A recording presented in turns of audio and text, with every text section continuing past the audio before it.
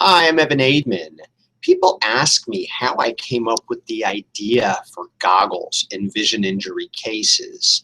And I've talked in other videos about how I have goggles created so that the jury can actually see through the eyes of the plaintiff. The goggles are created so that they simulate the vision loss. Where the field of vision is lost, the goggles show that. Where the vision is blurred, the goggles show that. And people say, how did you come up with this amazing idea? And is it admissible? It doesn't seem fair. It is admissible.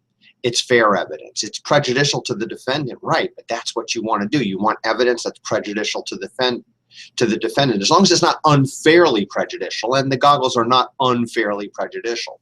So the way I came up with this idea was relying on my wife. My wife, Ayala, is a vision specialist. She is an educator of the visually impaired. And I was telling her about this case I had of this poor woman who'd suffered a terrible eye injury when she got hit by a car.